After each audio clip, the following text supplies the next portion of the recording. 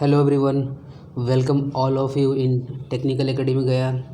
इस लेक्चर में हम लोग बात करने वाले हैं क्रिस्टल स्ट्रक्चर के बारे में और ये हमारा लेक्चर नंबर 3 है। ठीक है, तो लास्ट लेक्चर में हम लोगों ने जो भी कुछ पढ़ा था उसका रिवीजन कर रहे थे, क्विक रिवीजन, जिससे हमारी कनेक्टिविटी बनी हुई रहेगी।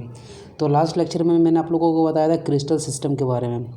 क्रिस्टल सिस्टम होते हैं, ये क्या होता है, ग्रुप ऑफ क्रिस्टल स्ट्रक्चर होते हैं, जिसको हमको आज पढ़ना है। ठीक है, तो क्रिस्टल सिस्टम हम लोगों ने साथ देखा था। मैंने आप लोगों को एक ट्रिक भी बताया था कैसे याद रखना है। चाचा का टॉर्च मत लेना, चाचा का टॉर्च एम्प्टी मतलब मत लेना।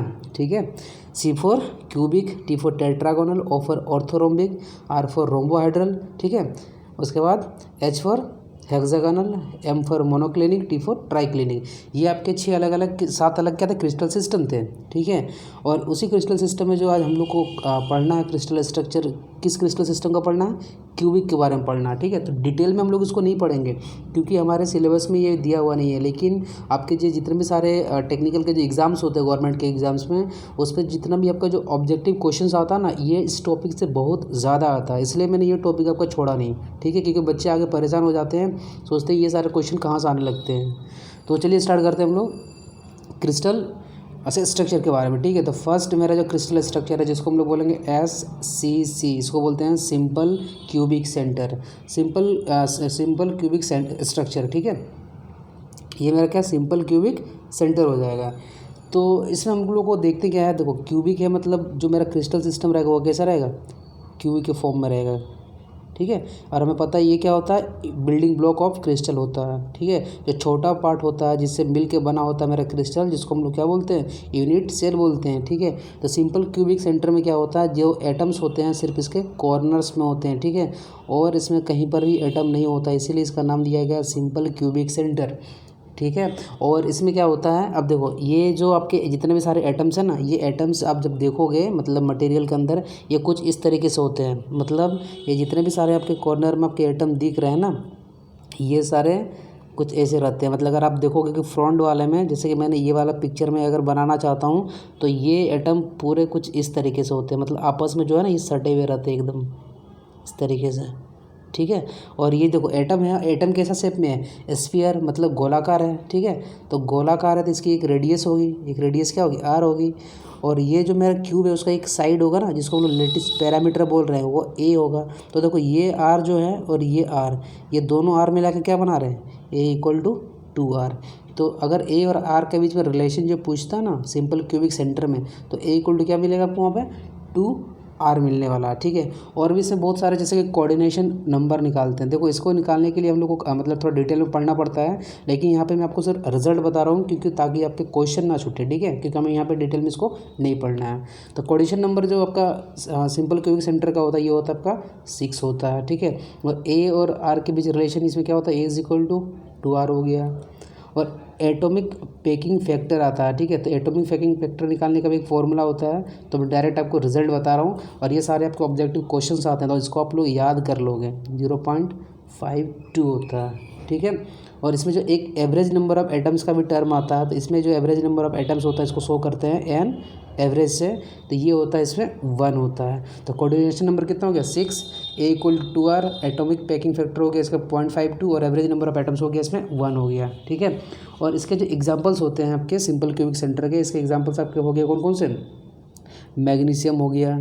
ठीक है, मतलब ये सारे मटेरियल जो होते हैं ना उसमें किस तरीके का मतलब स्ट्रक्चर पाया जाता है, सिंपल क्यूबिक सेंटर का पाया जाता है। पोलिनियम हो गया आपका, फ्लोरोस्पर हो गया। ठीक है, और भी सारे होते हैं, लेकिन ये सारे आप याद रखना क्योंकि ये सारे एग्जांपल पूछ लेते हैं। पूछेगा कैसा, कि मैंगनीज मान लो दे दिया, पूछ दिया कि ये कैसा क्रिस्टल स्ट्रक्चर है। ठीक है, तो अभी हम लोग फर्स्ट पढ़े हैं ना, तो ये कैसा क्रिस्टल स्ट्रक्चर रहेगा, सिंपल क्यूबिक सेंटर का रहेगा। ठीक है, पूछेगा इसका कोऑर्डिनेशन नंबर मान लो पूछ लिया कि कितना होता है, 6 बोलोगे आप लोग। बोलेगा बताओ इसका जो लेटिस पैरामीटर A होता है और R के बीच में कैसा रिलेशन होता है, 4 ऑप्शन दिया हुआ रहेगा, तो उसमें से एक जो ऑप्शन ये वाला रहेगा उसको टिक कर लेना। ठीक है, अब सेकंड हम लोग का जो पढ़ना हम लोग को उसको पढ़ना BCC का मतलब होता है बॉडी क्यूबिक सेंटर। देखो इसमें भी जो मेरा क्रिस्टल सिस्टम है कैसा क्यूबिक है, लेकिन देखो कौन सा क्यूबिक है, बॉडी क्यूबिक सेंटर है। मतलब देखो इसमें भी जितने भी सारे आपके जो एटम्स होने वाले हैं इस यूनिट सेल के, इसके जो 8 कॉर्नर है क्यूब के वहाँ पर तो होंगे ही, लेकिन बी से देखो क्या लिखा हुआ, बॉडी लिखा हुआ है। मतलब देखो ये जो मेरा क्रिस्टल सिस्टम है ना, उसके अंदर जो बॉडी है, बॉडी के अंदर भी एक एटम रहेगा, ठीक है। इसलिए इसका नाम क्या है, बॉडी क्यूबिक सेंटर ना इसको बोला जाता है। और इसके जो जैसे इसमें भी सारे टर्म निकल के आएंगे कि इसमें कोऑर्डिनेशन नंबर इसका कितना होगा, तो इसका हो गया 8। और हम लोगों ने सिंपल क्यूबिक सेंटर का कितना देखा था, उसका देखा था 6, ठीक है। इसमें भी आपके जो ए और आर के बीच का रिलेशन निकल का आता है, ये भी डेरिवेशन से निकल के आया हुआ है। तो आप सिर्फ इसका रिजल्ट याद करो क्योंकि आपके ऑब्जेक्टिव क्वेश्चन के लिए इंपॉर्टेंट है। ये A=4r/√3। अगर सिंपल क्यूबिक का बात करूँ तो वहाँ पे क्या था, वो A=2r था, ठीक है। अगर मैं बात करूँ एटॉमिक पैकिंग फैक्टर किसका, बॉडी क्यूबिक सेंटर का, तो इसका जो एटॉमिक पैकिंग फैक्टर आता है ये आता है 0.68 और सिंपल क्यूबिक का कितना था 0.52 था, ठीक है। और एवरेज नंबर एटम्स की बात कर लो तो इसका होता 2 होता था और सिंपल क्यूबिक सेंटर का 1 होता था, ठीक है। तो इसमें एटम्स जो होते हैं कॉर्नर्स में तो होते ही हैं और एक बॉडी में भी होता है, ठीक है। तो ये सारे यार हम लोग डेरिवेशन से निकालते हैं लेकिन नहीं निकालेंगे क्योंकि हमें रिक्वायरमेंट नहीं है, लेकिन ऑब्जेक्टिव क्वेश्चंस के लिए भैया इसको रट लेना, आप लोग भर भर के क्वेश्चन आते हैं आपके एग्जाम्स में, ठीक है। और इसके जो एग्जाम्पल्स होंगे कि कौन कौन से ऐसे मटेरियल होंगे जिसमें BCC स्ट्रक्चर पाया जाएगा, तो आपके अल्फ़ा आयरन होता है, पढ़ेंगे अल्फ़ा आयरन क्या होता है जब हम लोग डिटेल में पढ़ेंगे फेरस एलॉयज़ वगैरह तब, ठीक है। उसके बाद टंगस्टन, ये सारे आपके एलिमेंट का नोटेशन होता है पीरियोडिक टेबल में। क्रोमियम हो गया, ठीक है, वेनेडियम हो गया, मोलिब्डेनम हो गया, सोडियम हो गया, टेंटलम हो गया, लिथियम हो गया और पोटेशियम हो गया। तो ये सारे आपके एग्जांपल्स आप धीरे धीरे याद करोगे, एक बार में याद नहीं होगा तो कोई दिक्कत नहीं है, लेकिन कंटिन्यू जो रिवीजन करोगे तो याद हो जाएगा। और ये सारे इसलिए इंपॉर्टेंट मैं बता रहा हूँ क्योंकि ये सारे क्वेश्चंस पूछ लिया जाता है। सपोज मैंने क्वेश्चन कैसे पूछेगा कि सोडियम दे दिया आपको, ठीक है, पूछ लिया कि बताओ सोडियम का स्ट्रक्चर कैसा होता है, तो आपको अगर याद रहेगा तो आप क्या बोल दोगे, BCC स्ट्रक्चर होता है। और BCC स्ट्रक्चर का एक ये खासियत होता है ना कि जितने भी सारे BCC स्ट्रक्चर वाले जो मटेरियल्स होते हैं ये होते हैं ब्रिटल, क्या होते हैं, ब्रिटल होते हैं और हार्ड होता है। तो ब्रिटल जो होता है ये मैकेनिकल प्रॉपर्टीज़ होता है, ठीक है। जब हम लोग मैकेनिकल प्रॉपर्टी पढ़ेंगे ना तब समझेंगे कि ब्रिटल मतलब क्या होता है। सिर्फ ये याद रखो कि BCC स्ट्रक्चर कैसा होता है, ब्रिटल इन नेचर होता है, ठीक है। अब हम लोग थर्ड पढ़ने वाले हैं। अगर आप लोगों ने रिविज़न किया होगा तो थर्ड हमारा कौन सा था, ये था हमारा FCC, इसको बोलते हैं फेज क्यूबिक सेंटर। देखो ये भी जो मेरा क्रिस्टल सिस्टम है ना क्यूबिक ही है, लेकिन देखो फर्स्ट वाला था सिंपल क्यूबिक सेंटर, उसके बाद हम लोगों ने पढ़ा बॉडी क्यूबिक सेंटर, और अब हम लोग पढ़ने वाले हैं कौन सा, फेस क्यूबिक सेंटर। तो आपको यहाँ से ये दिमाग में आ गया होगा कि बॉडी क्यूबिक सेंटर के अंदर में क्या था कि सेंटर मतलब जो बॉडी के अंदर एक एटम था, ठीक है, और कॉर्नर्स में था ही। तो इसमें भी देखो कॉर्नर में तो एटम रहेगा ही, जितने भी सारे आपके कॉर्नर है ना, तो कॉर्नर में तो 8 कॉर्नर जो होते हैं आपके क्यूब्स के, यहाँ तो इसको एटम्स रहना ही है। अब ये जो फेस है, देखो किसी भी क्यूब में कितने फेस दिख रहे होंगे आपको, यहाँ पे 1 2 3, ये इधर हो गया, पीछे साइड में रहेगा 4, और इसका फ्रंट में जो आपको दिख रहा होगा एक, देखो इस वाले में एक दिखेगा ना, और एक ये मेरा सामने वाला दिख रहा है, तो टोटल 6 फेस हो गया। तो देखो तो हर एक फेस में भी इसके एक एक एटम रहेंगे, ठीक है, हर एक फेस में भी अब यहाँ पे एक एक एटम रहने वाले हैं। तो 6 फेस में कितने एटम रहेंगे, 6 एटम रहेंगे, और सारे कॉर्नर में भी एक एक करके एटम रहेगा इसमें, ठीक है। तो इसका जो कोऑर्डिनेशन नंबर वगैरह जो निकलता है, मतलब जब हम लोग डेरिवेशन वगैरह करके निकालते हैं तो इसका कोऑर्डिनेशन नंबर आ जाएगा आपका 8 आ जाएगा, ठीक है। और ए के बीच इसका जो रिलेशन निकालोगे आप ए, तो ये आता है 4r/√2 आता है, ठीक है। और इसमें जो आपके एवरेज नंबर ऑफ एटम्स होते हैं, क्या बोला मैंने, एवरेज नंबर ऑफ एटम्स, अगर मैं इसकी बात कर लूँ इसका एवरेज नंबर ऑफ एटम्स होता है 4 होता है, ठीक है। और इसमें जो एटॉमिक पैकिंग फैक्टर होता है ये होता है आपका 0.74। अगर आपको याद होगा तो मैंने पढ़ाया था BCC और सिंपल क्यूबिक सेंटर। तो BCC का कोऑर्डिनेशन नंबर क्या था वहाँ पे, अगर आपको याद आ रहा होगा तो आप लोग बता सकते हो उसको। तो वहाँ पे उसका जो कोऑर्डिनेशन नंबर आपका था वो था आपका 8 था, ठीक है। सॉरी ये आपका 12 हो जाएगा, ये आपका कोऑर्डिनेशन नंबर इसका 12 है, इसका 8 है, सिंपल क्यूबिक का 6 था। इसमें तो देखो BCC में A और R का रिलेशन कैसा था, 4r/√3 था, और यहाँ पे क्या था A = 2r था। और फिर एवरेज नंबर ऑफ आइटम्स यहाँ पे 4 हो गया, ठीक है। और अगर मैं बात कर लूँ बीसीसी के केस में, तो यहाँ पे एवरेज नंबर ऑफ आइटम्स हो गया 2, सिंपल क्यूबिक के केस में 1 हो गया। बीसीसी का जो होता है एटॉमिक पैकिंग फैक्टर ये होता है 0.68 और एससीसी का होता है 0.52, ठीक है। तो इसमें और एक आता है आपका, मतलब क्रिस्टल स्ट्रक्चर जो आता है उसको हम लोग बोलते हैं हेक्सागोनल क्लोज्ड पैक्ड, ठीक है। तो इसको हम लोग पढ़ेंगे नहीं डिटेल में, लेकिन एक हम लोग एक टेबल देखने वाले हैं। उस टेबल में हम लोग क्या देखेंगे ना, जितने भी सारे आपके तीनों अभी हम लोगों ने पढ़ा, कौन कौन सा, फेस क्यूबिक सेंटर हो गया, या तो body cubic centre, simple cubic centre के सबके हम लोग क्या देखने वाले हैं, और हेक्सागोनल क्लोज्ड पैक्ड जो होता है इसके देखने वाले हैं ये सारे रिलेशन, ठीक है। आप उसको देख लोगे तो आपका सारा दिमाग में फिट हो जाएगा। और वो सारे जितने भी जो मैंने टर्म्स बताए हैं वो सारे बहुत ज़्यादा इंपॉर्टेंट आपके मतलब ऑब्जेक्टिव क्वेश्चंस के लिए, ठीक है। तो देखो crystal system simple cubic center क्या बोलता है कि there is a 1 atom at each of the 8 corner of the cube, मतलब जो क्यूब रहेगा उसका 8 कॉर्नर में देखो यहाँ पे क्या है, एटम दिया हुआ है ना 8, और इसमें कोऑर्डिनेशन नंबर कितना होता है 6 होता है, A = 2R होता है, एटॉमिक पैकिंग फैक्टर 0.52। और ये शो कर रहा है, देखो मैंने बताया था कि देखो यहाँ पर ये वाला जो है ना ये रेडियस आर है, ये भी रेडियस आर है, तो ये टोटल A = कितना निकल के आएगा आपका 2R। Atomic packing factor 0.52, example हो गया मैंगनीज, पोलिनियम, फ्लोरोस्पर, ठीक है। और एवरेज नंबर ऑफ एटम्स इसका 1 होता है। इसमें नोट क्या याद रखना कि the unit cell in which atoms are available only in corner is non edge primitive cell. Cell मतलब जैसे देखो यूनिट सेल जो हम लोग अभी पढ़ रहे हैं इसमें सिंपल क्यूबिक सेंटर में, इसमें जो एटम्स का अरेंजमेंट है ना सिर्फ आपका किस में दिया हुआ है, कॉर्नर्स में दिया हुआ है, तो उसी को बोलते हैं हम लोग क्या, प्रिमिटिव सेल बोलते हैं, ठीक है। तो मेरा सिंपल क्यूबिक जो सेंटर होता है उसको प्रिमिटिव सेल बोल सकते हैं, ठीक है। और ये जब अपना नोट्स यहाँ पे लिखोगे ना तो सिंपल स्ट्रक्चर का जगह क्या कर लोगे, सिंपल क्यूबिक सेंटर कर लेना, ठीक है। चलिए आगे बढ़ते हैं। बीसीसी क्या होता है, बॉडी क्यूबिक सेंटर, जैसे मैंने अभी आपको यहाँ पे बताया भी होगा, देखो कि देखो बीच एक जो बॉडी है बीच में भी एक इसका एटम रहेगा और यहाँ पे कॉर्नर पे तो रहेगा ही। तो इसमें क्या बोला, there is a 1 atom at each of the 8 corner, लेकिन and 1 atom inside the body, body के अंदर भी रहने वाला है, मतलब जो आपका यूनिट सेल है उसके अंदर एक एटम रहेगा। तो और जो सेंटर वाला एटम है ना, बीचों बीच वाला जो एटम होता है वो टच करता है किससे, जितने भी सारे कॉर्नर के एटम्स हैं। मतलब ऐसा समझो कि मान लो अगर सामने वाला मैं ये वाला प्लेन ले लेता हूँ और अगर इसमें मान लो सारे अगर इस तरीके से एटम दिया हुआ है ना, तो इसमें क्या रहेगा कि जो बीच में बॉडी के बीच में जो रहेगा एटम ना इस तरीके से, वो क्या करेगा कि ये जो चारों कॉर्नर में एटम है सबसे टच कर रहा है कि नहीं, यहाँ पे कर रहा है, यहाँ पे कर रहा है, यहाँ पे कर रहा है, यहाँ पे कर रहा है। लेकिन अब इसमें देखो आपको एक चीज़ ये दिख रहा होगा कि इस केस में जो है ना ये वाले जो एटम्स होते हैं ये आपस में देखो यहाँ पे टच नहीं कर रहे हैं, ये टच कर रहे हैं क्या, नहीं कर रहे हैं ना यार, ये डिस्टेंस दिख रहे थे ना।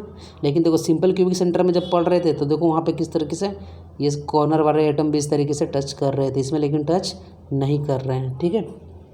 तो वही बोला गया यहाँ पे कि the centre atom touches each corner atoms but they do not touch each other, मतलब कि जो अब मेरा सेंटर में जो मेरा यहाँ पे एटम रहेगा वो सारे कॉर्नर के एटम से टच तो करेगा, लेकिन ये जो कॉर्नर वाले एटम हैं वो आपस में एक दूसरे से टच नहीं रहेंगे, ठीक है। तो इसका एग्जांपल कौन कौन सा हो गया, अल्फा आयरन, आगे पढ़ेंगे क्या होता है, tungsten, chromium, vanadium, molybdenum, sodium, tantalum, lithium, potassium, ठीक है। अब इसके बेसिस स्ट्रक्चर के ये जो रिजल्ट आते हैं आपके, कोऑर्डिनेशन नंबर 8 हो गया, A = 4R/√3, atomic packing factor 0.68 और एवरेज नंबर ऑफ एटम्स हो गया इसका 2 हो गया। अब बात करते हैं फेस क्यूबिक सेंटर। देखो इसमें क्या होगा, 8 कॉर्नर में तो होंगे ही आपके एटम्स, ठीक है। और क्या होगा ना, जितने भी आपके फेस है सारे फेस में भी तो यहाँ पे एक एक करके एटम दिख रहा होगा, दिख रहा है। तो आपको यहाँ इसमें एक चीज़ ये नोट करके भी आप लिखोगे नोट में कि जो एफसीसी वाले जो मटेरियल्स होते हैं ना ये डक्टाइल होते हैं। कैसे मटेरियल होते हैं, डक्टाइल। तो डक्टाइल क्या होता है, प्रॉपर्टीज़ होती है, मैकेनिकल प्रॉपर्टीज़ ऑफ मटेरियल। जब प्रॉपर्टी हम लोग पढ़ेंगे तो वहाँ पर समझेंगे कि डक्टाइल मटेरियल क्या होता है। तो इसका कोऑर्डिनेशन नंबर कितना हो जाएगा आपका, 12 हो जाएगा। और ए और आर के बीच रिलेशन A = 4R/√2 हो जाएगा। एवरेज नंबर ऑफ एटम्स इसमें 4 होते हैं और एटॉमिक पैकिंग फैक्टर 0.74 होगा, ठीक है। तो वही मैंने यहाँ पे बताया था कि एफसीसी स्ट्रक्चर मटेरियल सारा स्ट्रॉन्ग डक्टाइल, ठीक है, स्ट्रॉन्ग कोमा डक्टाइल होते हैं। इसके एग्जांपल कौन से हो गए, कॉपर, निकल, एल्यूमिनियम, आपका गोल्ड हो गया, लेड, सिल्वर, प्लेटिनम और गामा आयरन। गामा आयरन भी क्या होता है आगे जब हम लोग पढ़ेंगे फेरस एलॉयज तब देखेंगे वहाँ पे, ठीक है। और ये वाला जो आपका स्लाइड है ना, ये वाला वेरी वेरी इंपॉर्टेंट, मैंने 5 स्टार लगा के रखा है, क्योंकि जितने भी ऑब्जेक्टिव क्वेश्चन अभी तक मैंने ऊपर में पढ़ा है ना, सारे आपके यहीं से आने वाले हैं। तो ए और आर के बीच रिलेशन पूछेगा, देखो सबका मैंने कर दिया अलग से, coordination number, atomic packing factor, average number of atoms और एग्जाम्पल जो भी सारे होते हैं, तो एक जगह मैंने कर दिया। तो अगर आपको ये टेबल याद है ना, तो डेली 1-2 बार लिख के इसको प्रैक्टिस करना, ठीक है, तो याद हो जाएगा। और आपके जितने भी ऑब्जेक्टिव क्वेश्चन आएंगे इस टॉपिक से, भले आपने डेरिवेशन नहीं किया है, लेकिन यहाँ से आपका क्वेश्चन छूटने वाला नहीं है, इट्स माई गारंटी, ठीक है। चलिए वेरी गुड। अब हम लोग टॉपिक पढ़ने वाले हैं, अपना नया टॉपिक रहेगा ये हमारा, फ्रेश है, इंजीनियरिंग मटेरियल्स की टाइप देखने वाले हैं, ठीक है। किसके? इंजीनियरिंग मटेरियल्स की। मतलब अब मटेरियल हम लोग पढ़ रहे हैं, लेकिन मटेरियल के कितने तरीके से टाइप होते हैं। तो हम लोग जो बेसिक हम लोग जो मटेरियल्स की टाइप जो पढ़ते हैं ना, जैसे कि आपने सुना होगा मेटल्स पढ़ते हैं, ठीक है, मेटल हो गया, या तो ये भी मटेरियल की टाइप बोल रहा है, इंजीनियरिंग मटेरियल नहीं, ठीक है, ओनली मटेरियल्स की टाइप। फिर मेरा नॉन मेटल होता है, और कौन सी एक थर्ड अगर आप लोगों ने नाम नहीं सुना होगा, इसको बोलते हैं कंपोजिट। ये सारे क्या होते हैं? मटेरियल, पदार्थ होते हैं। हमें पता है कि कोई भी मटेरियल बना होता है तो किस चीज़ से मिलकर बना होता है? एटम से मिलकर बना होता है, ठीक है। आप जितने भी सारा भी मोबाइल भी अगर बना हुआ, अब मेरा अगर आप पेन से लिखते हो या नोटबुक में कॉपी में लिख रहे हो, तो सारा चीज़ ये क्या, सारे मटेरियल ही तो है। तो मेटल्स वो होते हैं जिसमें क्या होता है? फ्री इलेक्ट्रॉन होता है, जहाँ से इलेक्ट्रिसिटी फ्लो करता है। तो ये 2 टाइप्स के मेटल्स में के अंदर में आते हैं। एक आता है फेरस होता है, समझेंगे फेरस क्या होता है, और एक होता है नॉन फेरस। देखो फेरस से आपको ये समझना, देखो आयरन जो होता है, आयरन का हम लोग एलिमेंट का नोटेशन क्या लिखते हैं? Fe। मतलब वो मेटल जिसमें आयरन आपका रहेगा तो उसको बोलेंगे फेरस, और जिसमें आपका आयरन नहीं रहेगा उसको बोल देंगे नॉन फेरस। कौन कौन से होंगे देखते हैं हम लोग, देखेंगे अभी। नॉन मेटल वो मटेरियल होता है जिसमें आपकी मतलब जो इलेक्ट्रॉन्स जो होते हैं नहीं होंगे इसमें, तो इलेक्ट्रिसिटी क्या फ्लो करेंगे? नहीं करेंगे। कंपोजिट का मतलब हो रहा है यहाँ की, यहाँ पे 2 अलग अलग मटेरियल को हम लोग जोड़ के एक सिंगल मटेरियल बनाने वाले हैं। ऐसा क्यों करते हैं कि सपोज़ करो मुझे कुछ प्रॉपर्टी की रिक्वायरमेंट है, ठीक है, तो कुछ 1 वाले से ले लेंगे, कुछ मतलब कुछ फर्स्ट वाले से ले लेंगे, कुछ सेकंड वाले से ले लेंगे, और दोनों को मिला के एक नया प्रॉपर्टी मतलब निकाल देंगे, जिसको हम लोग यूज़ करेंगे अपना वर्किंग कंडीशन में। तो देखते हैं क्लासिफिकेशन ऑफ इंजीनियरिंग मटेरियल्स के बारे में। देखो यहाँ पे जो मैंने मेनली क्लासिफिकेशन जो दिया है ना, वो इंजीनियरिंग मटेरियल, मतलब कि जो इंजीनियरिंग फील्ड में जो यूज़ किया जाता है। अभी तो आप लोगों ने कौन कौन सा देखा था कि आपने देखा था क्या? मेटल देखा था, नॉन मेटल देखा था, और कंपोजिट देखा था। लेकिन नॉन मेटल में जैसे कि जो वुड होता है, लकड़ी होता है, ईंट होता है, ये सब भी तब के नॉन मेटल्स में आते हैं, लेकिन इसको इंजीनियरिंग मटेरियल जो होता है उसके अंडर में नहीं लाते हैं, ठीक है। तो मेनली क्लासिफिकेशन जो होता है ये मेटल्स में होता है, प्लास्टिक, सिरेमिक्स, कंपोजिट। ये सारे आपके जो मेटल्स ही आपको एक मतलब इंडिविजुअल यूनिट में पढ़ना है, प्लास्टिक के बारे में भी पढ़ना है, तो आप उसके लिए टेंशन मत लेना, ठीक है। यहाँ पे सिर्फ क्लासिफिकेशन में दिया हूँ। फिर मैंने मेटल के 2 आपके क्लासिफिकेशन है, फेरस और नॉन फेरस। फेरस मैंने क्या बोला कि जिसमें आपका आयरन रहेगा, ठीक है, और नॉन फेरस जिसमें आयरन नहीं रहेगा। इसका एग्जांपल स्टील हो गया, stainless steel, tool and die steel, cast iron. ये क्या होता है हम लोग पढ़ेंगे, क्योंकि ये हमारा सेकेंड यूनिट में पूरा डिटेल में पढ़ना है इसको। नॉन फेरस में क्या हो गया आपका? एल्यूमिनियम, कॉपर, उसके बाद आपका ये आपका हो गया टाइटेनियम, टंगस्टन, मैग्नीशियम, जिंक हो गया। अब प्लास्टिक के भी 3 टाइप्स है, ये भी आपका एक सेपरेट यूनिट है, ठीक है। कौन कौन से? थर्मोप्लास्टिक, थर्मोसेट्स और इलास्टोमर्स। थर्मोप्लास्टिक के एग्जांपल्स आपका नाइलन्स हो गया, पॉलीथिलीन हो गया, और पीवीसी का मतलब होता है पॉलीविनाइल क्लोराइड। मैं लिख देता हूँ, पॉलीविनाइल VINYLCHLORID, पॉलीविनाइल क्लोराइड होता है, ठीक है। थर्मोसेट्स यहाँ पे आपका हो गया एपोक्सीज, क्या क्या होता है हम लोग पढ़ेंगे तब देखेंगे। फिनोलिक्स और पॉलीमाइड्स हो गया। इलास्टोमर्स में आपका रबड़ हो गया और सिलिकॉन। सिरेमिक्स में कौन कौन से होते हैं आपके एग्जांपल? ऑक्साइड्स, नाइट्राइड्स, कार्बाइड्स, ठीक है। और कंपोजिट में क्या? मेटल मैट्रिक्स, रिनफोर्स्ड प्लास्टिक, लेमिनेट्स और सिरेमिक मैट्रिक्स। अब हम लोग बात करेंगे कि जो कॉमनली अगर हम लोग मटेरियल को क्लासीफाई करते हैं, किसको? मटेरियल्स को। मैंने अभी ऊपर में आपको कौन सा क्लासिफिकेशन दिया था? इंजीनियरिंग मटेरियल को। लेकिन अगर हम लोग मटेरियल का क्लासिफिकेशन देखेंगे, ये मेटल होते हैं, नॉन मेटल होते हैं और कंपोजिट होते हैं, ठीक है। अगर मेटल्स की मैं बात करूं तो ये क्या होता है? इसमें फ्री इलेक्ट्रॉन होता है जिसका कारण इलेक्ट्रिसिटी फ्लो करती है। तो फेरस क्या होता है? इसका जो मेन कॉन्स्टिट्यूएंट होता है उसमें क्या होना चाहिए? आयरन होना चाहिए, जैसे कि कास्ट आयरन और स्टील हो गया, ठीक है। अगर मैं बात करूँ नॉन फेरस की, तो नॉन फेरस में क्या बोलता है भैया आपका कि इसमें जो आपके मेन कॉन्स्टिट्यूएंट है ना उसमें आयरन नहीं होना चाहिए। मतलब जैसे एल्यूमिनियम है तो एल्यूमिनियम में सिर्फ एल्यूमिनियम ही रहेगा, लेड में सिर्फ लेड ही रहेगा, मैग्नीशियम में सिर्फ मैग्नीशियम में रहेगा। लेकिन आप लोग जब देखोगे ना, जब स्टील होता है इसमें देखोगे ये इसमें आयरन प्लस और भी कुछ रहता है, इसलिए इसको फेरस बोला जाता है, ठीक है। और नॉन फेरस वो मटेरियल होते हैं जिसमें भैया आपका क्या नहीं होगा? आयरन नहीं होगा, लेकिन इसमें भी फ्री इलेक्ट्रॉन्स होंगे। क्यों? क्योंकि ये भी तो आपका किसका टाइप है, आपका मेटल्स का ही तो टाइप है ना, तो इसमें भी इलेक्ट्रिसिटी का फ्लो होगा। फिर आगे देखते हैं नॉन मेटल। नॉन मेटल हमको समझ में आता है जिसमें फ्री इलेक्ट्रॉन नहीं होगा, तो इलेक्ट्रिसिटी फ्लो कांट फ्लो, ठीक है।